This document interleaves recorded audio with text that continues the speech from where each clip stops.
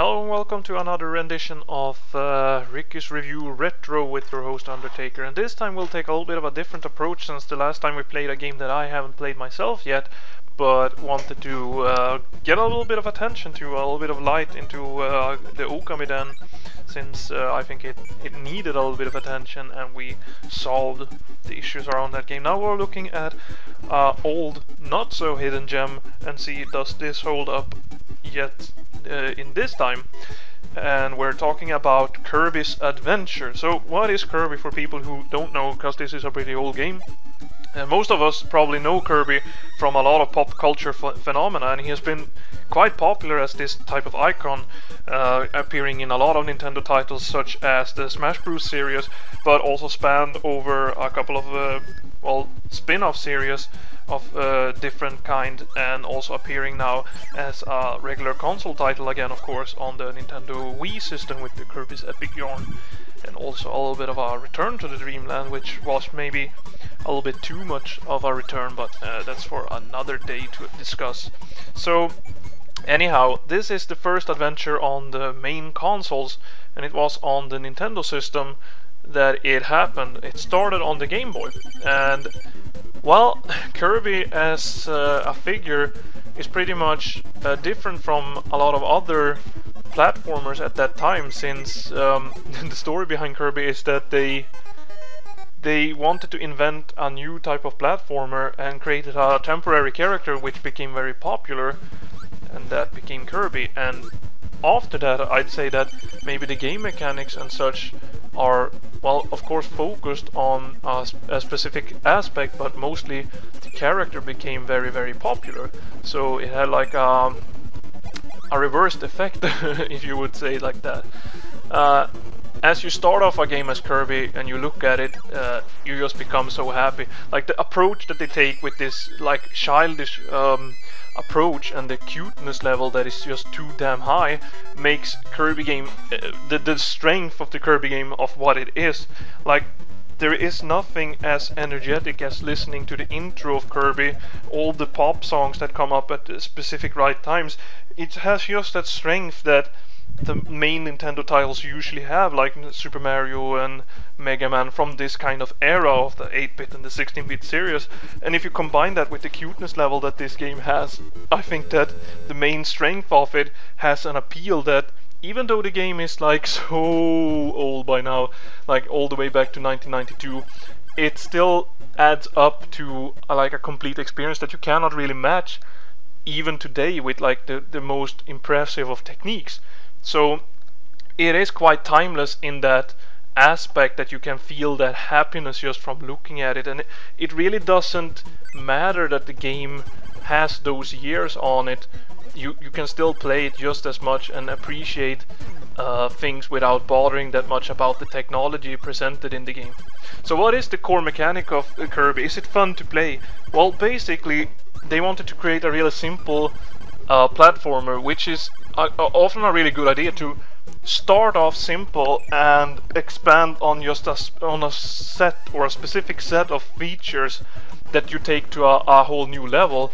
And in this case, it's eating your enemies and getting their powers. So what you can do is run and jump and also fly, which is not that uncommon from a lot of other games.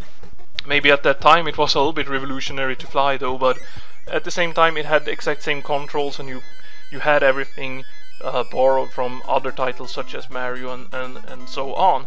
But the main aspect of it, when you swallow like a enemy with that function and you get his weapon, these can be combined into a lot of different aspects, and I've showed you a couple here already, like a wheel that can take you further in the stage, but of course there are obstacles, so it might be completely useless, and then you'll need a new tool to be able to break through another set of platforming puzzles. And using the tools to your advantage, or finding your favorite ones that you can match your skill with, is kind of the point of Kirby. And this works really, really well, and they give you the tools that is needed. They rarely give you like the the hidden thingies, like the annoying hidden stuff that you really don't know about. They never present you with something like that, which can be a bother in a lot of games. especially newer type of hardcore platformers, where the biggest challenge isn't the information given to you or what you can do. It's just basically that they try so hard to disrupt your gaming, and that is the challenge in itself.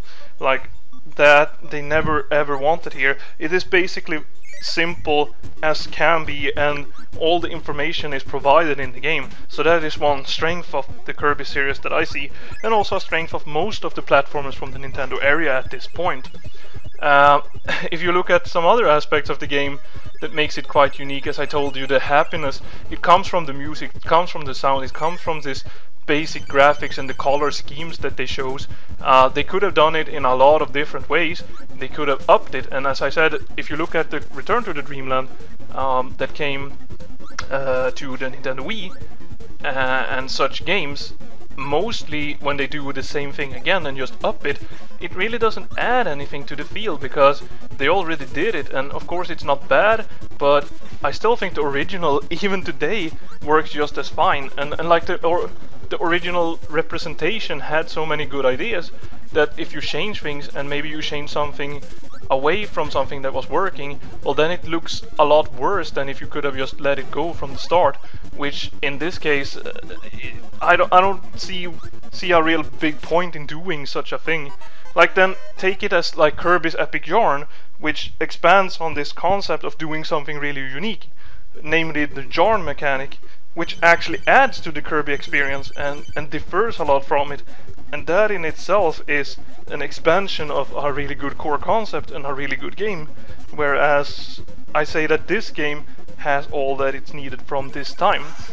Well, there is some problems though, especially in this time that we're living in.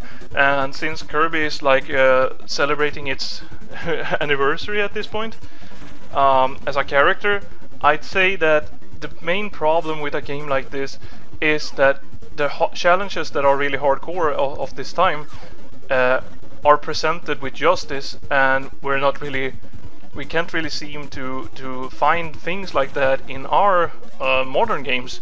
Usually those kinds of challenges are met with skepticism, but the problem is that at this time, when the simplicity and basic controls and stuff were to work in your favor to meet these challenges, Kirby faults a little bit on this, because sometimes you feel cheated by the controls, that when you want to jump you start flying and then it fucks up your timing. You swallow the wrong type of power, or you want to use your enemy that you swallow to hit an enemy, and like for instance a boss, and then you instead do something else, or you tap the button, and usually it has to do with your own skill level and you get used to it, but it doesn't really work to your favor, and it has that kind of unpolished feeling if you compare it to other competitors at this time. And today, of course people still do the same mistakes, but it just feels like you can polish a game like this up more in detail today, which then when you look at it today and compare it to how it was then, you see a big difference, which takes the game down a little bit. Also the fact that there are some minor annoyances in glitching and the old school technique that it's not only graphic glitches but logical glitches that just screams a little bit that they took aspects to a different level at that time, just like they do today with some games, like with 3D games and stuff. At that time they did the same and took it way too far, which then made it a bit buggy. But those are minor gripes. Overall, I think this is still a strong 7, and I really enjoy playing a platformer like this. And this is the core basics of what Kirby is. It shows you exactly what made Kirby a strong character, and I think that people that don't know about the original Kirby games still should give it a try, and it's well worth your money. It's not a long game, so I mean there's like no reason not to play it, and the challenges and the bosses and the mechanics, they are fun. They are really fun to handle, so there's like no reason not to play it, and it still beats the hell out of a lot of platformers from today. Like I just recently reviewed in Swedish. Gianna Sisters, the new one, and we see so many platformers. Some of them have elements that Kirby can't match because of the time period, like storytelling, mechanics that 3D provides, and like the overall feeling of improved graphics that can take even the 2D graphics to a new level. But what they do have is that feeling, that true heart and spirit that Kirby gives, and this is what shaped up not only the whole character of Kirby that we today are used to see and that we love in the games that we play, but that comes from the whole Kirby experience from this era. And if you like the one to the Game Boy, of course you should have, and you probably have played this one for the Nintendo. But this is my memory. This is my game that I came into contact with Kirby. So as I said in the beginning, it's not a game that I haven't played before, but seeing how it looks today and playing it again today, I still think that this is a really, really great game, and it stands up to a lot of competitors.